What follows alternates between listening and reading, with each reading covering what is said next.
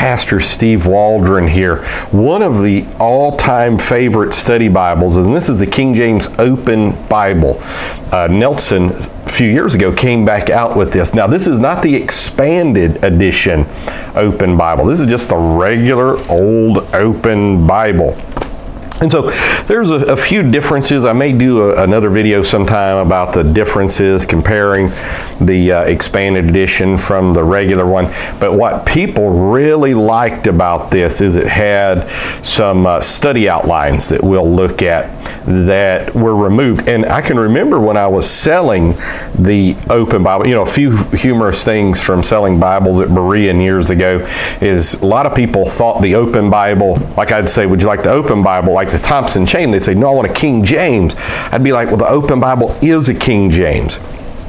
And they would be like, oh, you know, it was very difficult for them to really get the Open Bible was the King James Version of the Bible. And then secondly, a lot of people did not appreciate the Christian Master Art outlines being taken from this Bible. And eventually, and I may have done a review on this, I can't remember, maybe not, but they came out with a Christian Life Outline Study Bible. I know I've done the little New Testament, but they came out with the whole study Bible just on those outlines. And I know as a relatively new Christian, even though I'd graduated from Bible college, went to Bible college after I'd only been saved 7 months, and then I graduated, and then those Bible study outlines helped me enormously. Now, one of the things that is so I don't know, good, many people would think about this, is the level of conservative, evangelical, and fundamentalist scholarship that this has. And I know a lot of people don't like the term fundamentalist anymore, but basically just means you believe in the five fundamentals of the faith of the virgin birth and the resurrection of Jesus and his bodily coming again. Different miracles happened in the New Testament. Okay, so like Kenneth Boa, Introduction and Outlines to the Books of the Bible and Visual Survey of the Bible, author and editor, director of publications, Search Ministries, Atlanta, Georgia. And I'm wondering if Bruce Wilkinson, who I had a chance to meet one time, who came out with the Prayer of Jabez, he's best known really for his Walk Through the Bible Ministries. It's fantastic. I wonder if that has something to do with that. Wick Broomall Biblical Encyclopedic Index, minister in Augusta, Georgia. Wally Criswell, Scarlet Thread of Redemption, Art Farstad, Bible editor, Fink Green, Bob Green, attorney of the laws of the Bible. That's a great section because it shows you how America is really set up on biblical laws. Donald Hoke from Knoxville, R.G. Lee, you know, Payday Someday, that famous, maybe the most famous message in America outside Sinners in the Hands of an Angry God. Had a Doctorate of Divinity, a Doctor of Letters, and a PhD, a Guide for Christian Workers. Pfeiffer, Between the Testament, Books of the Apocrypha. And he was also great with biblical archaeology. Wilbur Smith, fantastic. Merrill F. Unger, who did the greatest archaeological discoveries. He had a THD and a PhD in here. C.M. Ward, so a Guide to Christian Workers, had the Assemblies of God radio evangelist on here. William White with Greatest Archaeological Discovery. Bruce Wilkinson, President Walk Through the Bible Ministries. So, and Harold Wilmington of Wilmington's Guide to the Bible, Vice President of Liberty. So you can see why this is such a well thought of study Bible, is because, I mean, back in the 70s and 80s, you had no finer scholarship than what I just read to you, especially from a conservative viewpoint. The slippery slope that we're in right now is what passes for conservative 25 years ago would have been atheistic. It was what atheists were arguing 25 years ago, and now it's conservative evangelicalism. And I'm not trying to have any hyperbole there and exaggeration. That's just really true. The atheists were arguing it, ultra liberals arguing it, and So this is just a really good section on how to study the Bible. Again, I mean, this is just the size of this Bible, the information the Bible's got in it. It was just really a tour de force. And so it was just fantastic when Nelson decided to come back out with it.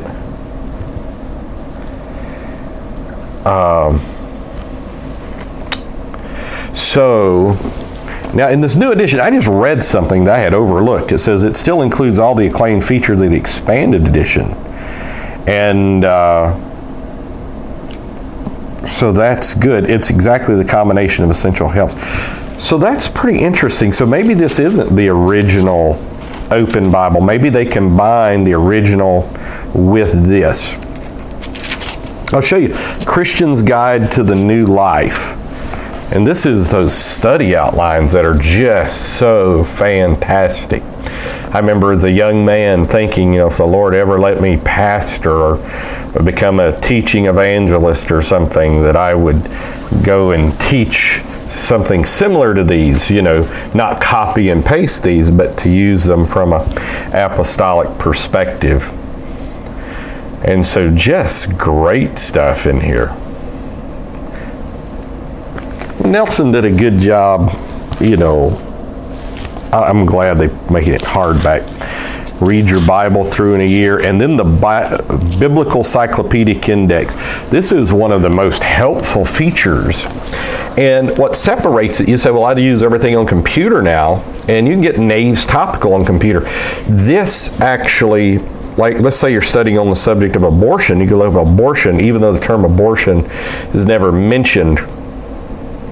And it's just a one-stop shop. I mean, it's got the definition of biblical names in there, all kind of stuff. When you get to like the names and titles of Jesus, it's just amazing. Like Baal means Lord, possessor, husband. And then Baal, master, possessor. Baalah means mistress. Baalath means mistress. And so it's just got all kinds of stuff. Let's look up Christ. It may tell us to look up Jesus. Let's see here. Christ, the Anointed One. So I've often wondered if, like Robert Baer, who memorized the Bible so much, did he ever look at this? Now look at, you've got over a page of names and titles of Christ. Just absolutely amazing.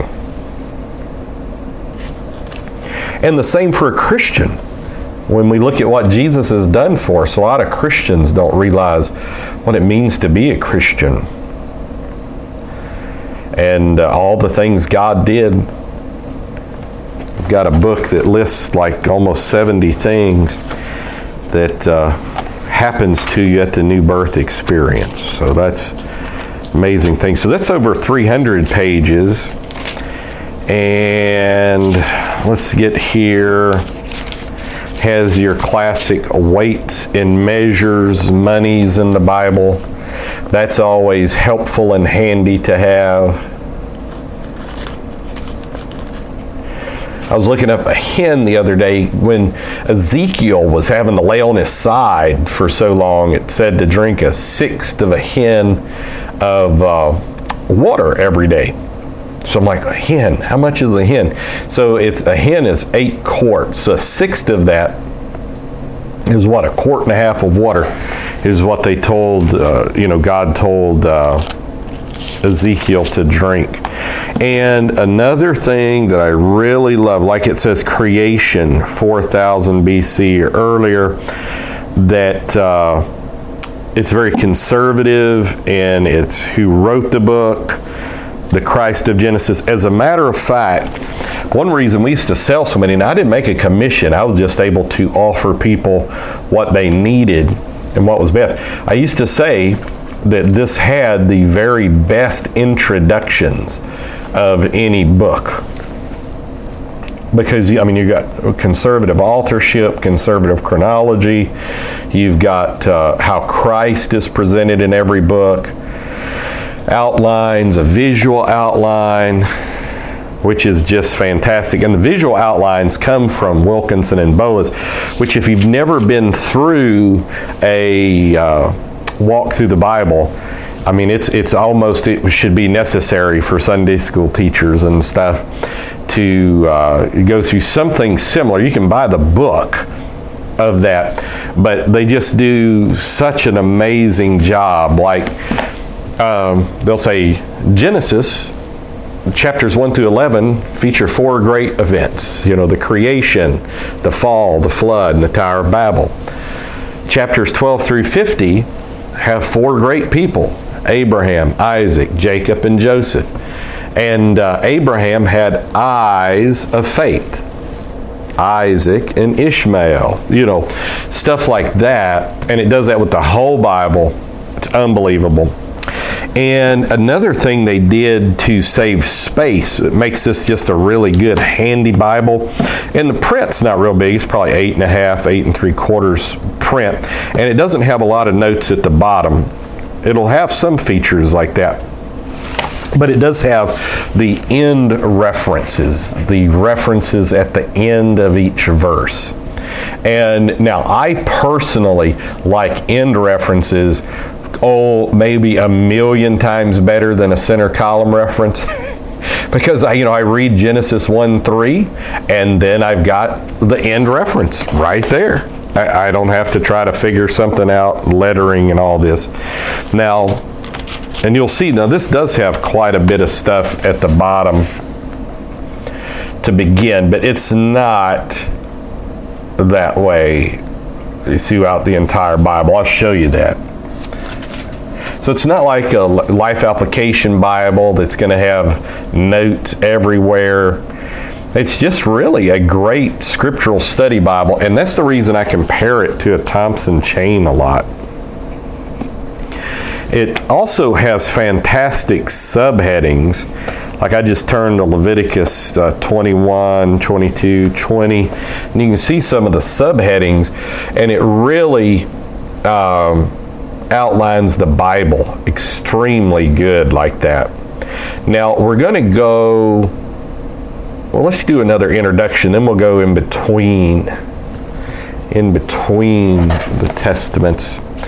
Here, let's go to the introduction of Numbers. Now, see, that's very handy. Like at the end of Leviticus, it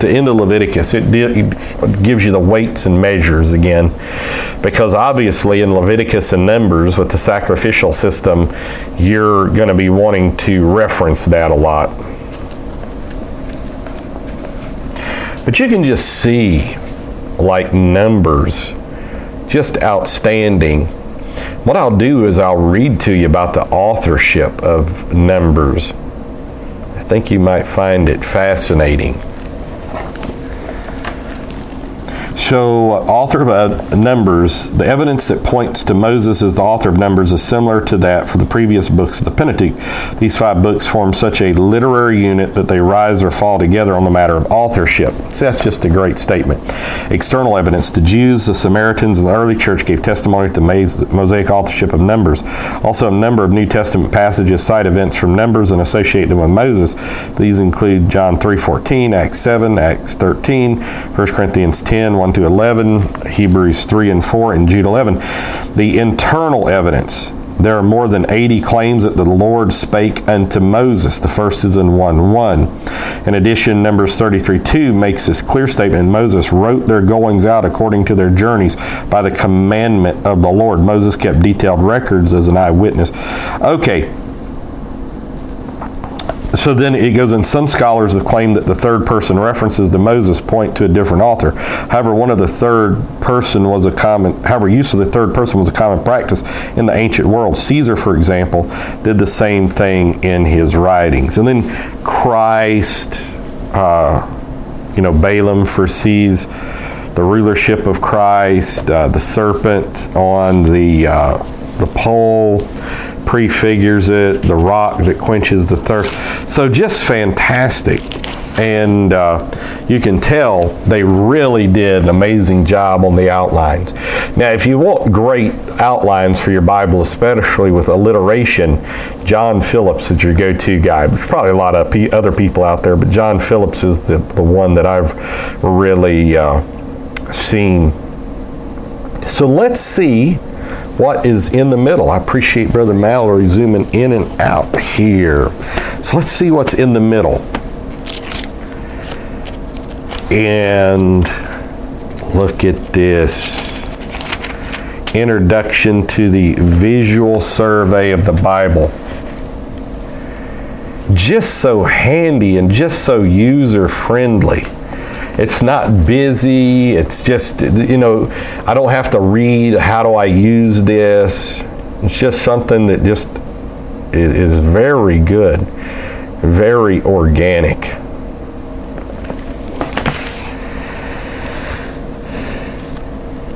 So like you could teach this in Sunday school. The first 2/3 of the Bible, the Old Testament, covers over 4,000 years, on and so forth. Last third of the Bible, about 100 years, 27 books. It just fantastic. And history of the early world, you can see there. Just amazing stuff. So I really like this. And so this is in between. A lot of times when you get a study Bible, you'll want to look in between because you'll miss. It's even got a thing, kings, 19 kings of Israel, 20 kings of Judah. And then it's got like the poetic books, Paths to True Success, What is Wisdom? How do we pursue wisdom? What are the conditions for attaining wisdom? What is the fear of the Lord? Why have so few people developed this fear of the Lord? What can enable us to choose the eternal value system and on them? So just incredible stuff. Themes of the New Testament letters. And then we get to the New Testament. And it is in red letter. It is in red letter. We'll show you that. It's a decent red letter. Kind of deeper burnt orange. So many people have messed around with red letters over the year trying to make them more readable, and sometimes they've made them unreadable. This looks like about an average red letter. It's just a good size Bible. It's just, it's about what it's not like, carrying something massive to church with you, which I'm not against that. But it's red letter in Revelation, which a lot of people care about. Okay, the harmony of the Gospels has a very detailed Jewish calendar, prophecies of Messiah fulfilled in Jesus, which is a huge thing. You don't hear about this much anymore. As a matter of fact, talking about modern evangelical scholarship following atheism, like Peter Enns is considered to be evangelical, and he would say if I'm understanding him right, that there is no reference to Jesus in the Old Testament. Well, Jesus kept saying, I'm going to show you the things in the Old Testament referring to me. Jesus kept saying that. So obviously, Jesus said the Old Testament referred to himself. Over and over he says it's all the scriptures and all this. So I'm going to believe Jesus and not Peter Enns. How about that? But see, that's what qualifies for evangelicalism is atheism now. Well, no, I believe in Jesus as the Messiah. No, you don't. Because Jesus said, if you can't believe Moses' words, you can't believe my words. You're a wolf in sheep's clothing. You're just spouting off words that mean nothing. All right. But like the parables of Jesus, the teachings and illustrations of Jesus, which is a really good section. Excellent section. And there's some more good sections in here as well. So, you've got that 300-page encyclopedic index. That's good. Okay, here's the laws of the Bible. Here's all the prayers of the Bible. That's good. Oh, it's even got God's answers to man's concern. And see, they've made a whole promise book out of that. But here's all the laws of the Bible. handy little section. Now, I know things can be taken too far. I know the Catholic Church, took it too far, wouldn't allow freedom of thought and all this kind of stuff. And I know even the early Puritans had the death penalty. I was reading through some of the constitutions of Massachusetts Bay Colony and like adultery, death penalty, I think playing cards, I forget, it was a death penalty or something, or jail for 10 years or something. I mean, we understand that, but rightly done, it is the source of prosperity. And this is the Between the Testaments section, which is just fantastic. And then Wilbur Smith's History of the Bible, the Ormulum. Oh man, that's just good. Now, it's not necessarily going to be just totally King James. Wilbur Smith is good on Christian evidences. Fantastic, as a matter of fact. People that would just really give Christianity a fair shot and love truth. Here's R.G. Lee's Guide to Christian Workers, and it's many pages. It's irrefutable that the Bible's true. Irrefutable. It's that which comports with reality. And I just feel so bad that people who claim to be scientists and all this don't believe the Bible, because again, empirically, the Bible's just 100% true. And great little concordance. Hits the Goldilocks zone in concordance. Print's not too terribly small. It's not exhaustive, but it gives you enough to be of some benefit. So combining the concordance with the Encyclopedic Index is fantastic. It's got a lot of information. So this is why this Bible is so popular. And then it just has the basic Bible maps, Nelson's basic Bible maps, which of all the major publishers, I like the least. They're the least comprehensive. A lot of complaints about Nelson's Bible maps, I'll just tell you. But I'm glad they're there. I'm glad they say something. I mean, there's not much inherently wrong, except they just don't take the nation of Israel through water. So let's see how tall this thing is. This thing is 9 2/5 inches tall, which is just a great size Bible. I mean, my hand can fit around it. I don't have real large hands. And it's again about 6 2/5 inches in width. And let's see the breadth or the depth of it here.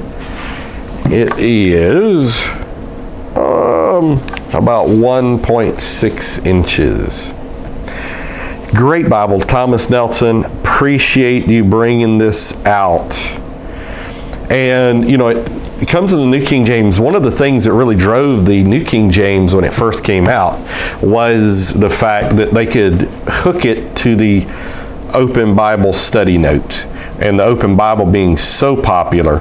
Now, there's Bibles with a lot more information out there now, but combining size, portability, information, usability, conservativeness, a lot of just pure scripture in here. Tough to beat this Bible. So, the King James Open Bible. God bless. Talk with you later.